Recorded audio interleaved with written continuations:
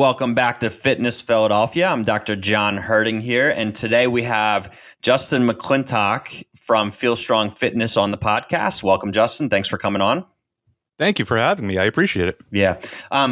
You're doing some amazing things in Center City, Philadelphia, and I think that's why you're gonna bring. I'm doing this both, to share with the listeners, obviously, what you're doing, so that they can hopefully reach out to you. But I'm also doing this kind of selfishly because we have some of the same continuing education paths with some business mentorship, and I really like how you've brought your background into what you're currently doing in the world of fitness, and how you're just growing and growing, providing this great service to people that are looking for your brand of coaching, and I really love that. And it's just a testament to who you are, the education you've put in, and how hard you've been working to kind of build your brand and space in Center City, Philadelphia. So thank you for doing that. Thank you. That's very kind of you. I really appreciate it. Absolutely. But anyway, give me, because I say this almost every time, is you're going to give the best bio and background into who you are and what your current role is. So if you could just kind of give us a little bit of your background, your origin story, and how you got to be at this place you are in the fitness category in Philadelphia, that'd be great. 100%. So I am Justin McClintock. My company is Feel Strong Fitness. And the tagline is, we create fitness solutions for committed people without wasting time or compromise. I got there by being a stagehand on Broadway in New York City and getting hurt all the time. That's where it started. So stagehand, I did lighting for theater, major live events, TV, stuff like that. Very, very labor intensive, very, very long days, very hard on the body, super stressful, crazy hours, standard entertainment stuff. At 22 years old, I started getting hurt like all the time. Shoulder pains, knee pains, hip pains. And I literally went home and Googled workouts so you can be good at work, or workouts so you don't get hurt at work. And this was in like 2008. And I found CrossFit.com, I think through a message board, and started, and this idea of functional fitness in that word, like functional, I'm not that interested at the time. I didn't really care about athleticism or aesthetics or anything like that. I was very worried that I wasn't going to be able to keep doing my career because I kept getting hurt all the time. So I started just doing the workout of the day off the Blue website in a New York sports club. I was the weirdo in the corner, snatching in the squat rack and doing handstand push-ups against the mirrors and all of that stuff. Mm-hmm. I loved it. Eventually, started getting hurt doing that somewhat predictably. Found my first coach in a tiny little affiliate in Manhattan. And that sort of started my love affair with working out for a purpose. I'd always been relatively athletic, lots of running, kind of goofing off in the gym, but never really with a direction or purpose or program. Mm-hmm. And that started me kind of falling in love with that. Moved around with my wife, ended up in North Carolina where I got my first coaching job. They approached me and said, "We think you would be good at this." Because I devour information. When I started learning about this, I watched all of the videos and buying books, and I went and got certified just because I thought it would be an interesting educational experience. They let me start coaching part-time.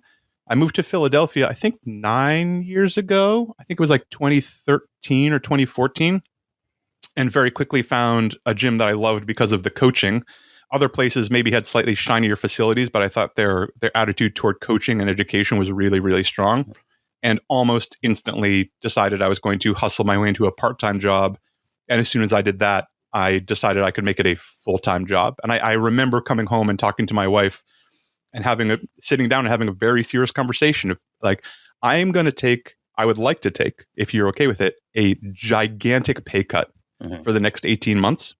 Because entertainment treated me pretty well, and I was traveling around the country and working with famous people and stuff like that. I think this is something I could do really well and really love. And I'm not really loving the entertainment stuff now. And we budgeted it out, and she was on board with it. So I started just hustling as many shifts as I could and taking as much education as I could. Became full-time there, took over as the director of programming 5 years ago, meaning I wrote all of their workouts, all of their programs for the CrossFit, bodybuilding, powerlifting, gymnastics, Olympic lifting, things like that. And started Feel Strong about 4 years ago because as I learned more and got to work with more and more people, I came to believe that individual solutions were the most important thing. And group workouts are a lot of fun. And I do group workouts and I program group workouts, but the individual every single person, like the exact right workout for them is going to be a very particular thing, partly based on their history and what they want and their goals and how they're feeling that day and all of those things. So I got really interested in dialing in those individual solutions. And that's really what Feel Strong was born out of. We only do one-on-one. We only do custom built for the ground up for people. Mm-hmm. I love it. So then what kind of people are seeking out your services? Is it the person who's tried like the group classes and then they find they want something more personalized? Is it people who have tried physical therapy but not found success with that? Is it people that were in your similar situation? They're feeling pain. They don't know where to start, how to navigate the system. So they reach out to you. What type of person is typically finding you, and how are they finding you in this process? None of those are a bad description of the kind of person we work with. We really specialize in working with people who have had a significant setback, whether that is some kind of injury, be it acute or chronic, that ended up with them in the medical system or in physical therapy, and then not sure where to go from there. It's been covered a bit, and I work with Active Life. I know you have too. This sort of white space between, okay, you don't need to be in the medical system anymore, but the fitness space doesn't really have a lot to offer you. They're not reaching out to you, and you don't feel welcome there. How are you supposed to operate? We do a fair amount of consults with people who aren't exactly a good fit. We don't really do beginner fitness. We don't really, if you aren't loving your group class and just want something a little bit upgraded, we could write something for you, but we tend to refer you on to someone who is a little bit of a better fit for that. If you've had a significant setback, which tends to bring out a lot of commitment in people, we found that those are the folks we work really well with. So whether a big performance setback or getting out of pain, or there's another group of people who are slightly kind of mourning their athleticism from 10 years ago. Mm-hmm. I used to be able to do all these things, and my life has radically changed. I'm a different person. I have a family. I have these responsibilities. And for some reason, I can't train 3.5 hours a day anymore, and I don't have abs. What the hell, Justin? And there's a lot of mindset work that goes into kind of reframing expectations and figuring out how we can make them the most fulfilled person they can be right now, as opposed to chasing someone who doesn't exist anymore because they were them 10 years ago. Right. You said a couple great things in there. First is I love the fact that you're almost qualifying people to see if they're the right fit, and you're not money driven where you're taking every single client that comes your way. It's, are you a good fit? Are we going to see great results together as a team? And if not, like, I have this community of fitness professionals where I'll refer you to someone who may be a better fit. Yeah, I think that's super, super important. And honestly, it's relatively easy in Philadelphia. If they're local, there's so many good people who are good at what they do and I trust, and including yourself. I mean, I send people to you all the time, like, oh, this is something that is no longer in my scope. I can't do this. It requires a number of things, or I'm just not sure, and I need someone with a different level of education to get their eyes on you. We're going to move you along. And ditto with, even if it's a different kind of personal training, there's other people who kind of specialize in their things. And if that would be a better fit for you, everyone will be happier. I have certainly been the coach who said yes to a client, even though they weren't quite a great fit. And I felt like we didn't get along and I didn't really want to do that kind of training, but God, I really needed the $100. And I'm fortunate that I'm not in that position anymore. But I think part of the reason I'm not in that position is because I started making more ethical decisions for everyone involved. And then your reputation grows if you do that. I have learned you will build credibility by telling someone, actually, you're not a great fit here. However, I think you'd be a great fit over at this other place. And then they are, and then they think better of everybody involved. And they'll tell someone else, oh yeah, I talked to him. He actually sent me to somebody else. He wouldn't even take my money. And that can be an impressive thing. Yeah, 100%. And that's kind of the mindset that we take at Precision is, we have this growth and prosperity mindset where there's enough people to go around. And I think if you do right by people, eventually the money comes, the reputation grows, and they respect the fact that you were able to help find them the solution when you weren't necessarily the right fit. And you'll still get referrals from these people because of the fact that you still help provide them with an optimal outcome. 100%. And then when someone is a good fit, it feels great. And you can say with total certainty, I am 100% certain that I have the solution to your problem. If you work with me, we can solve this issue. And that's great. Yep. And then parlaying that right into this white space you were talking about between like a physical therapy setting and, getting back into the gym. Like, so many people leave a physical therapy space where they've been injured and they don't have a ton of guidance to return back to activities or strength training or whatever fitness realm they're moving into. So I think it's great that through your education, active life being part of that, where you understand kind of where these people are coming from with both your personal background again and your education, like you understand where they're trying to get to because you've been there within the fitness realm. And you know how to kind of fill the gaps there to help that transition period.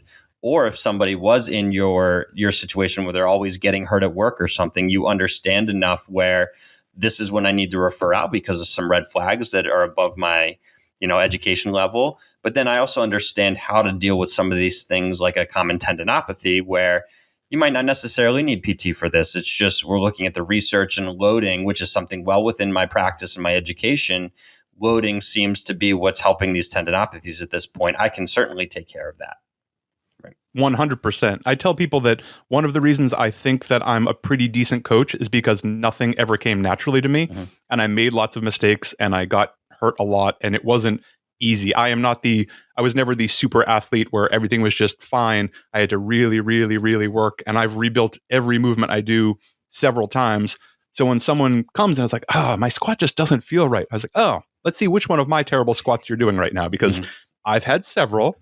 And I understand this very, very clearly. But you're absolutely right. It's been a revelation realizing how much I can service with the proper education and knowledge and, very diligently staying within my scope. But when someone comes with a tendinopathy and we identify it as that, I'm like, this is actually degenerative. It's been going on for a long time. Let's try some things out. You see, it gets better as you go along. That's very interesting. I think we can work on this. This is not a years-long solution we're talking about. Like if you hang out for 8 weeks, things are going to be different 8 weeks from now. And that's really exciting. Yeah. And I think this is where we share a similar thought process too, is whether PT, strength and conditioning coach, fitness trainer, their movement is just like a continuum, right? And for some people at high performing levels, it's squatting 500 pounds.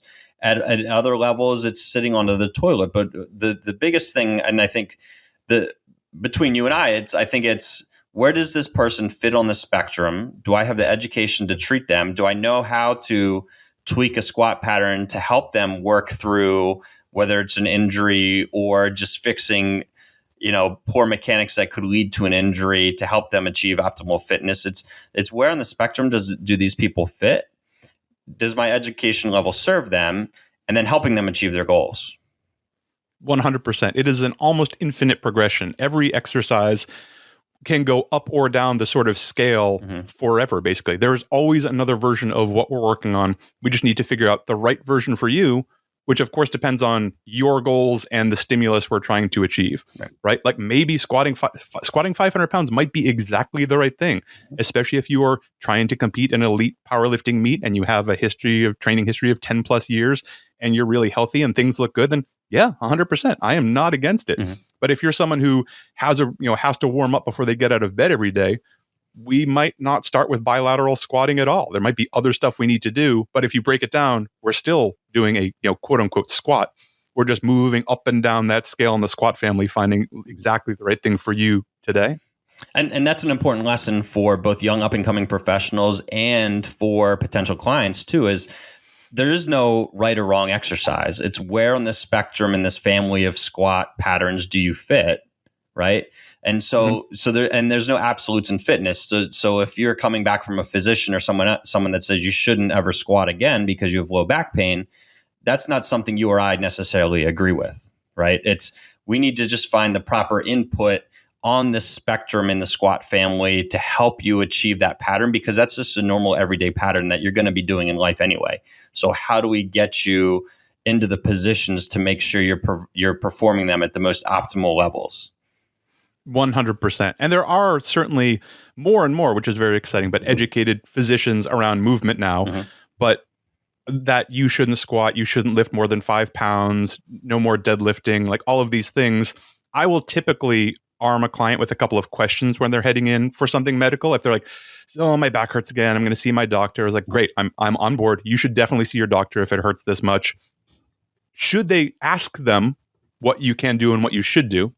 If they try and eliminate anything, I need you to dig a little deeper. Like if you're not allowed to carry more than 5 pounds, which I've had doctors tell pregnant women, especially for some reason, don't lift more than 5 pounds. Yep. Make them tell you that you're not allowed to go grocery shopping or hold your toddler in one arm. Because if that's true, this is an emergency and we need to completely restructure how your life is built because you're not allowed to pick it. And if maybe it is true, I don't know. If you can't squat, be really clear that you need to have a new toilet installed in your house. Make them tell you that. If you can't deadlift, okay, so I can't pick things up off the ground. If I drop something, I need to wait and call someone to pick that up for me, which is a little bit extreme. And I'm not trying to be a jerk to the medical profession. I'm married to a doctor. I love the medical profession, but sometimes there's a lot of sort of cover their butt advice that gets put out without a lot of thought put into it. And they aren't movement specialists and they're not supposed to be movement specialists. So occasionally I wish they would, refer out to someone like yourself or myself to maybe put a little nuance on this and figure out exactly what is safe and what can be effective to make these people feel better. Right. I think the key takeaway in there is anything in movement and really in health is nothing's black and white. There's all these varying areas of gray, right? And a lot of times it's just finding the professionals that work in those areas of gray, are comfortable in those areas of gray, and are proficient in being able to find you a solution. And I think that, medical professionals, fitness professionals, so often they become very siloed, right? And physicians especially, they have so much to learn. There's just not enough time to know it all, right? And then with the current medical state, where they're having to see 40, 50 patients a day, and it's just like quick 10 minutes an appointment for an orthopedic injury, it's hard to really for them to go home at the end of the day and then educate themselves further on movement. So that's why it's important for people like you and I to establish those connections and form the relationships to say, hey, doc, we got you on this. Just, send us the people and we'll make sure that they get to where they need to be. And we'll do it in a safe, progressive manner to help improve your outcomes as a physician. 100%. And I really do believe that your network is your net worth, and like being able to make those phone calls or send those emails or make those referrals to people are really, really important. And if someone's listening who's relatively new to this, get outside of your bubble. Like, go visit other studios, go visit other PTs, go make yourself known to these people if this is the kind of thing you want to do, because you are not the all-knowing guru on a hill who can fix everybody's problem. And that's a great way to inadvertently hurt someone, even if you're trying to do something good, or, not do the best by them. Like, typically everyone, especially if something's gone a little sideways, probably needs some level of a team around them. And you may well be part of that team. You might be a perfect fit for part of that team, but you're probably not all of that team. Right. 100%. It's almost like knowing what you know. And again, like just having this prosperity mindset where we're all trying to do the best by our people. There's enough people to go around. Don't take it personally if you're not the right fit, because there's going to be enough people that will be the right fit that you can guide. Even in Philadelphia, we've got 1.6 million people. Yeah. I cannot handle them all, John. I'm going to need some help.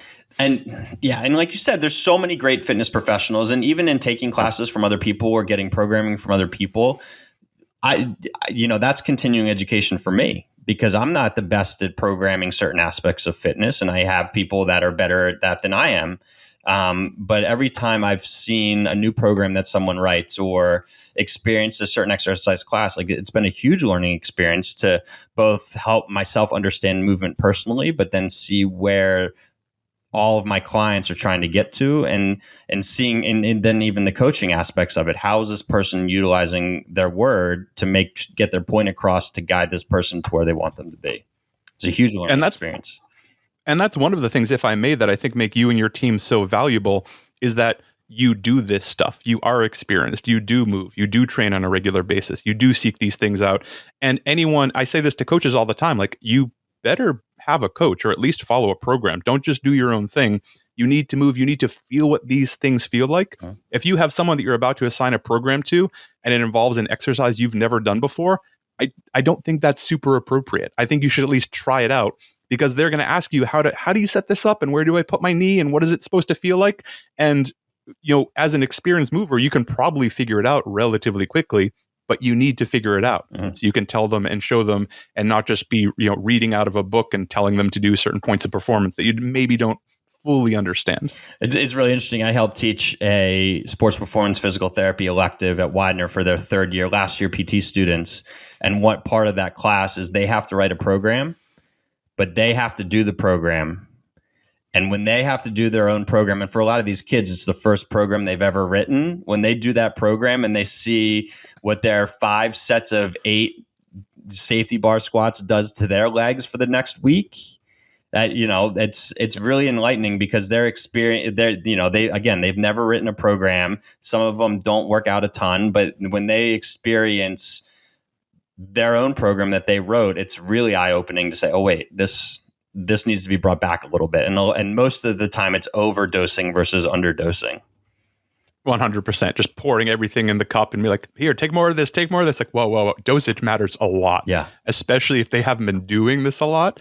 Like maybe that 500-pound guy we were referencing earlier, 5x8 might be great for him, but lots of people can't come close to handling that. 100%. So tell me a little bit about because I think this is what separates you from a lot, as many trainers as well, as your evaluation process. Tell me about the new client that comes in, what that intake looks like in the evaluation process to get them into a training program with you. 100%. So people can come in a couple of different ways, and I've sort of I've attempted to build it around what I found the ways people like to communicate. So people can go to the website and fill out an intake form, which is basically like a pretty complete questionnaire telling me about your history and goals and what you've done and where you work out and how much you sleep and things like that. They can also just schedule a consult, which is usually either a Zoom or a phone call. And more or less, I will run through the intake form in person, but it becomes a little more of a free-ranging conversation. If I feel like I need to dig in on things, we'll dig in there. Or they can do it in person. I certainly do it. I'm based out of Subversus Fitness in Center City at 13th and Chestnut. And people will make an appointment and just show up there. And we will do that mostly to make sure that I think I can be useful. I don't want to, like I said, I don't want to waste people's time. I think that's really important. So if I know for sure they're not a good fit, I'll say, this won't work for a number of reasons. You won't be happy. I'm going to send you on to somebody else. If we think they're a good fit and I'm confident we can solve their problems and work on it, then the next thing we do is a joint by joint movement assessment. And absolutely everyone goes through this. And I strongly, strongly suggest if you coach people and write programs for people, everyone gets some kind of assessment before you start with it. Because it is eye-opening, even if they tell you they're healthy and athletic, even if they tell you they've been doing powerlifting for 12 years and they keep setting world records and all they need is, 5 more pounds in their squat. See how their, shoulder flexion is, see how their, hip flexion is, like test all these things because you will find stuff out. The movement assessment usually takes not more than 15 minutes. After that, most people, not everyone, this is sort of person to person, but then we will typically do some strength balance assessments, sort of front, back, side to side. How does your right arm press versus your left arm, pulling, things like that. Also, mostly looking at that point, if there's not a specific goal that they've outlined around that, any kind of yellow flags that we're worried about. If you can press 50 pounds for 10 with your left arm, but only twice with your right arm, that's a massive discrepancy that if it hasn't yet is potentially opening the door to some kind of injury. Mm-hmm. And we want to shore that up before we have you, do 50 keeping pull-ups for time or something like that. So it's we talk to them or learn about them, then a joint by joint movement assessment, and then usually some kind of strength balance assessment to make sure we have that gives us a very clear picture of someone's individual physiology. And then we can really get to work and we have, we know what we're working with so we can, go forward and design a program responsibly. Right. Perfect. And then when you're going on to design a program, you said it's mostly the one-on-one coaching within Subversus, or are you doing remote things where you're providing programming outside of the gym to someone that just wants a program that they can take anywhere? Right now, I'm about 80% remote, partly because of where people are located. If you're not in Philly or you can't get into Center City, that's where I am. So there's that limitation. Mm-hmm. There's also only so many hours in the day. And there's people who really don't need to be in person. I also think that's important.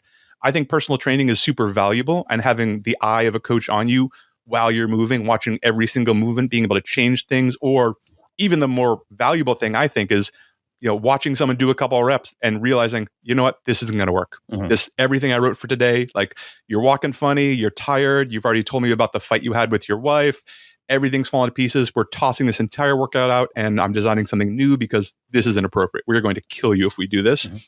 But people with a higher training age, less issues, things that I'm confident we can do remotely. We will write them a program. They get it on their phone or desktop. They do it. They send us film. We're basically in daily checkpoints, like seeing their feedback, certainly reps and sets and weights.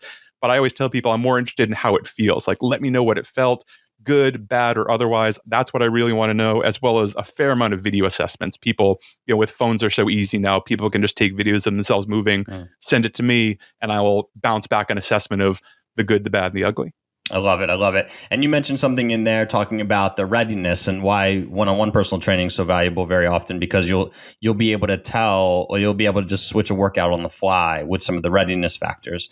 Talk to me about how you feel like stress and sleep and some of those extra, extraneous things, as opposed to just a training program, fit into your program, how you're assessing them on a daily basis. And especially with some of your remote people, like, are you able to track it or influence some of these things? Because what I found in my practice is the sleep and the stress are hugely impactful on people's fitness and how they recover from specifically pain and injury.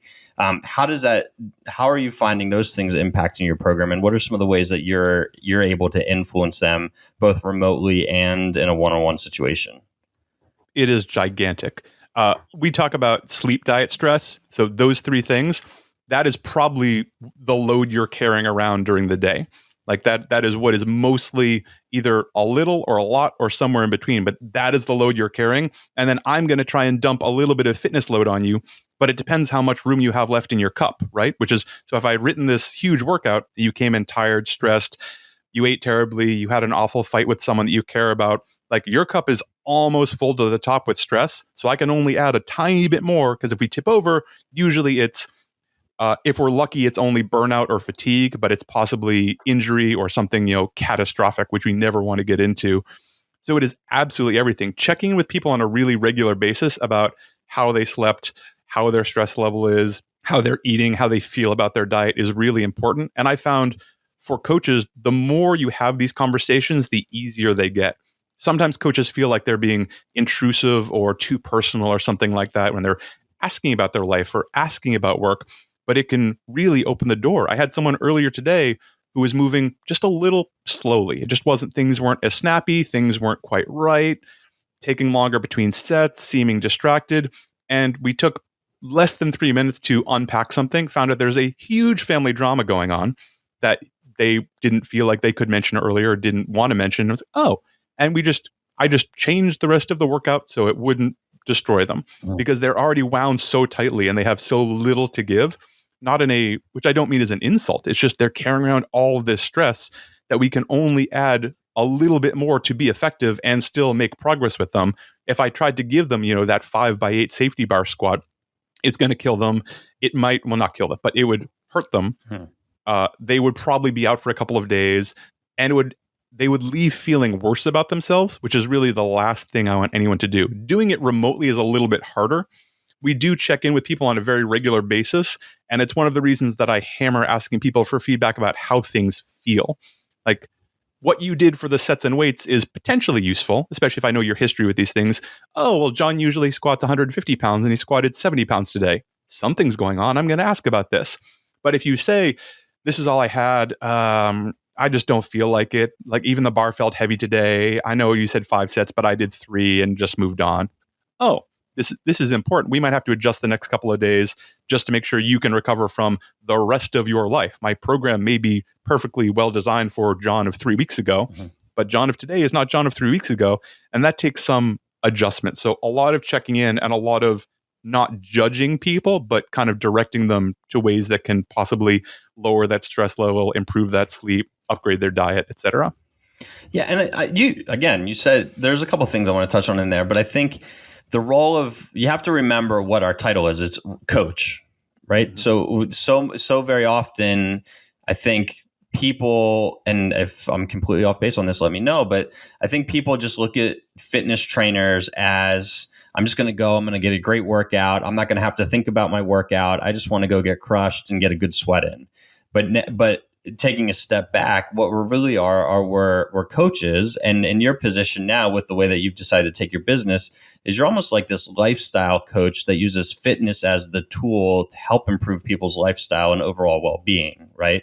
And I think that's where, when you're looking at the way fitness is trending, or at least in the circles that we live in, and the research and everything, is fitness, again, is the tool, but you're not going to maximize fitness if every workout is something that crushes you. You're not going to maximize your fitness if you're not, with all of the research that's coming out on sleep. And we know that, like, fitness, I think Larry over at Active Life, I think, said, a workout is really just providing you the opportunity to recover, right? And recovery is where all of the magic happens.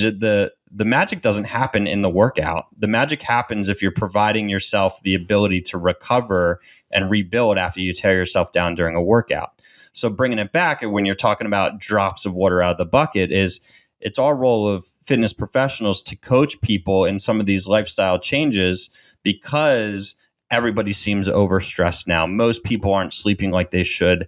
Diets, for the most part, in people aren't optimized to what they should be. So really, what I think we are at its root are stress managers. Fitness is one of those stresses that we're really good at managing, but then we have to help people understand. And this, like you said before, sometimes you have to create a relationship before someone's willing to really have, let you in on their personal life. But we're stress managers with fitness as the tool, but we need to really influence the stressors of everyday life. We need to influence the sleep and the diet to optimize the fitness that they're coming to us for coaching on. So we've really become these lifestyle coaches at its root, that fitness is almost the entry point into. And I think to help, then we're becoming people that are helping people either get out of injury, in my case, or maybe help people prevent injury, in your case, and optimize performance. But they're not going to do either without solidifying some of the sleep things, reducing some of the stressors, and making sure their diet's optimized. I completely agree. And if you think about that, as just to reiterate something you said, we're coaching people. Mm-hmm. I'm not coaching a set of quads and pectorals and biceps. It's a person. So if you look at them holistically and you're driven by their goals, you can say, well, how can I be the most effective here? Mm-hmm. Like, if I do these, weighted back extensions with a great thoracic curve and really work on this for the next 10 minutes, like, that'll be pretty good. If I can talk to them for 5 minutes about how we can kind of optimize their work setup, because they're bent and hunched over a desk for 8 hours a day, and we can talk about, like, fixing those ergonomics a little bit and solutions about how we can make this whole thing better, that is going to be way more effective than my 3x10 back extension. So maybe we're going to do 2 sets instead, and I'm going to talk for 5 minutes about whatever it is, a standing desk or a laptop stand, or getting up for 3 minutes every hour and moving around, or doing this stretch or this nerve glide or what have you. But that is being incredibly effective for this person that you're coaching and affecting their fitness and movement and life in a really, really impactful way. And being open to doing all that, and not just, the next coolest exercise with the next coolest piece of gear, or suggesting some kind of supplement you're getting a kickback from, will make you effective and build an enormous amount of credibility.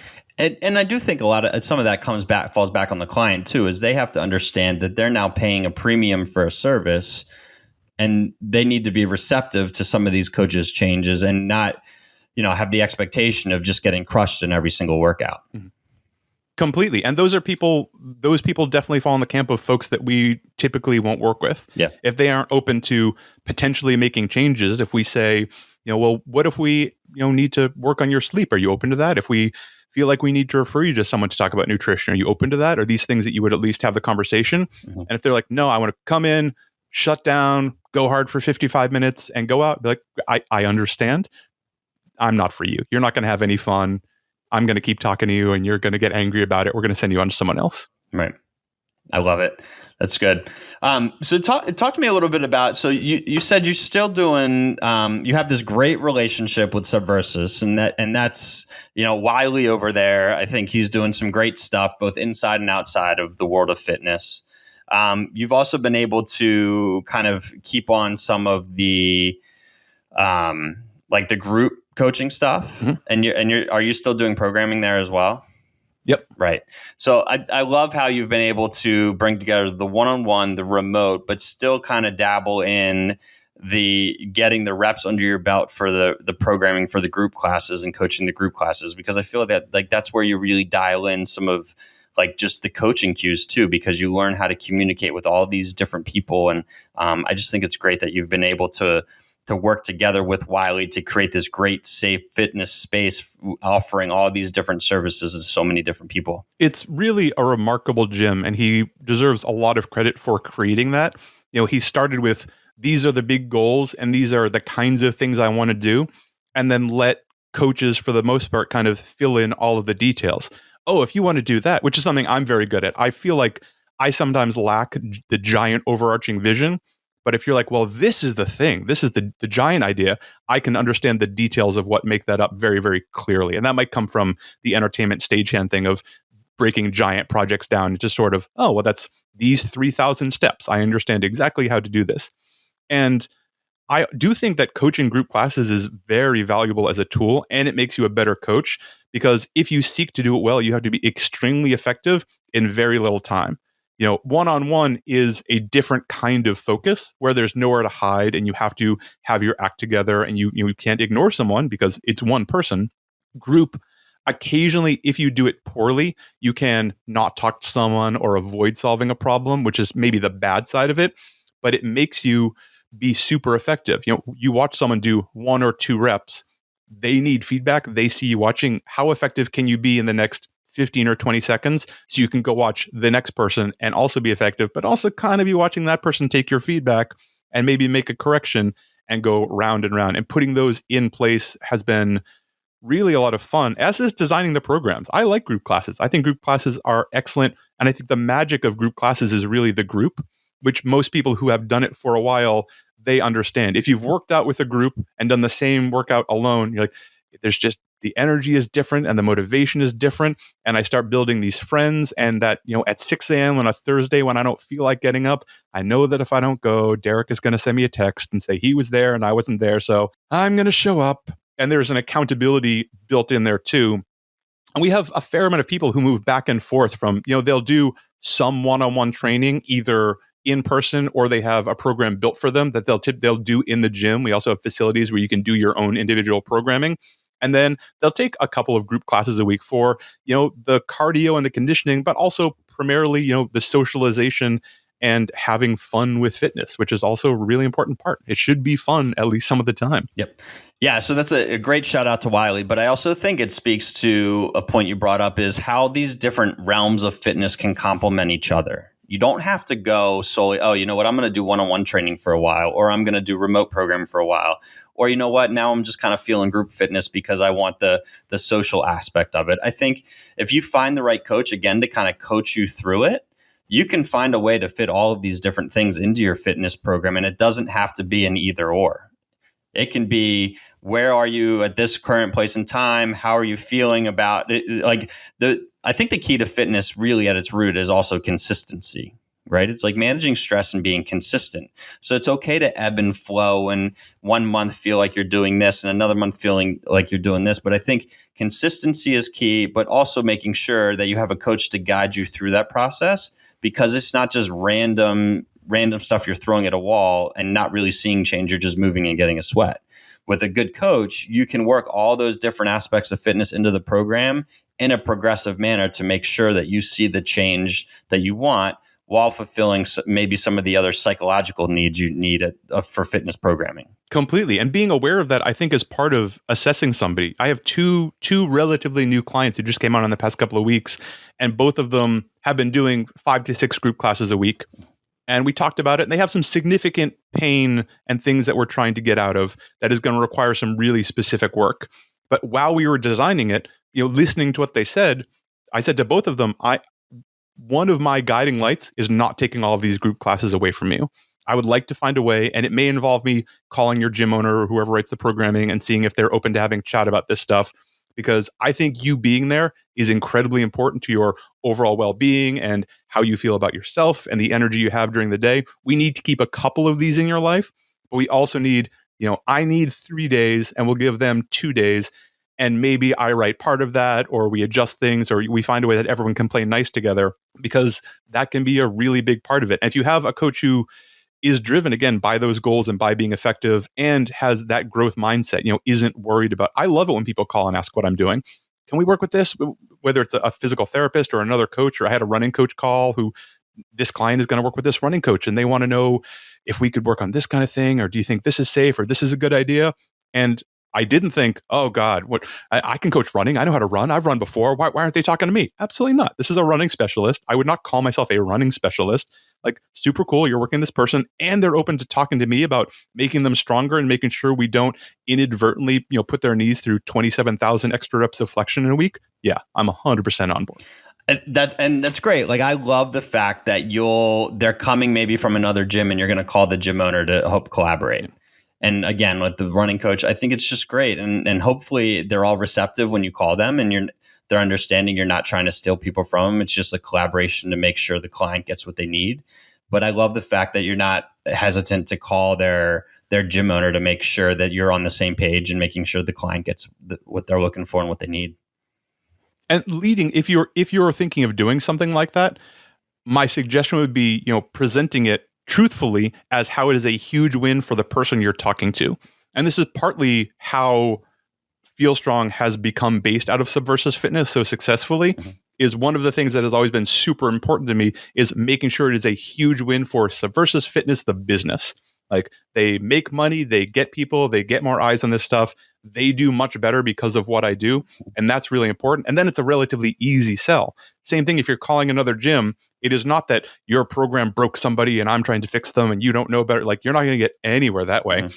But it is, I know that retention is one of the most important parts of group fitness.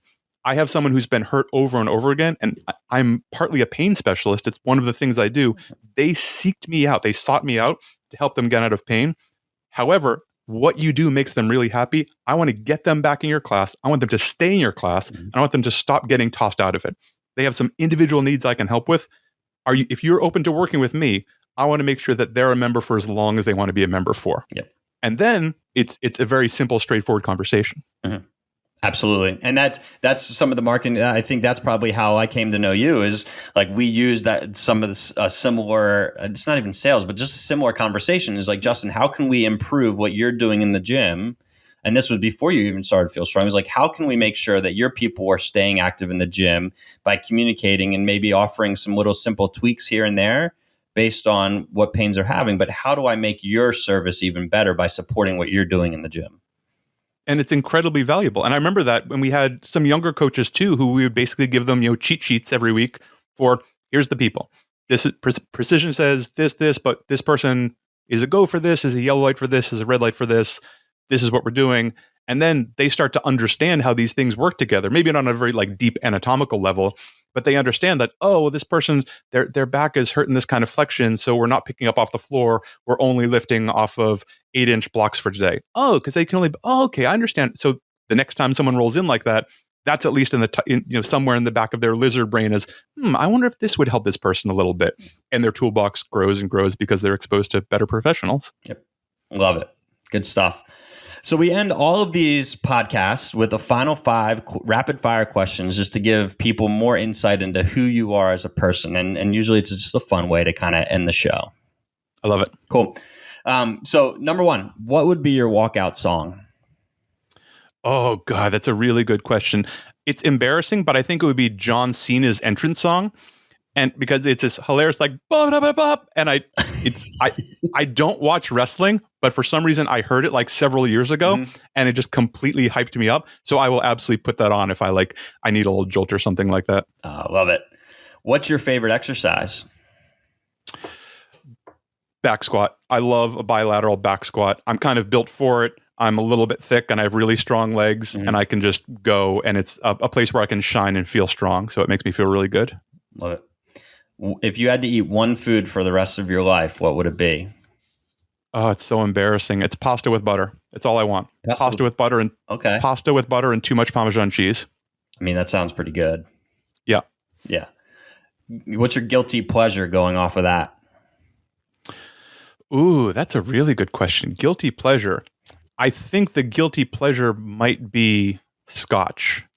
I'm a sucker. I don't get to do it very often, but like really good scotch, I really, really enjoy. And I will spend way too much money on a bottle and then look at it for 6 months, like getting ready to have some of it. Yeah. Do you ever buy a bottle like that and you don't want to drink it because it? Yep.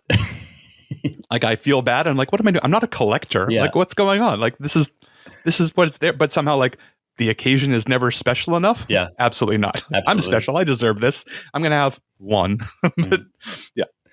And then finally, what's your favorite thing about the Philadelphia area? I think my favorite thing about the Philadelphia area is how easy it is, relatively easy to get around. I've lived in other big cities with maybe like bigger transportation infrastructures and stuff like that, but Philly is so walkable and so bikeable and so easy to move from interesting neighborhood to interesting neighborhood to interesting neighborhood. And, you know, seeing these beautiful murals and cool local businesses, and you can roll through amazing variety of businesses and people and cultures in really very little time, where other cities it's a lot harder to do or would take kind of days to get through that. And Philly is just a little more compact and a little easier to do that with all of the beautiful density that makes up, you know, a full-fledged city. Okay. Well, I think you're a gem in the city that's really helping to further fitness in the city, giving great individualized care to the residents, and I think you're just helping drive the fitness revolution in the city. So for that, I thank you. Thank you very much. That's very sweet. Yeah. So in closing, how is the best way for people to get a hold of you? How can they reach out? I'm on Instagram a little too much. If you go to @feelstrongfit on Instagram, I answer every single DM. I am super responsive. If you don't like having a conversation with people, go to the website, feelstrong.me. Appreciate you, Justin. Thanks for hopping on today. Thank you, John. I appreciate it.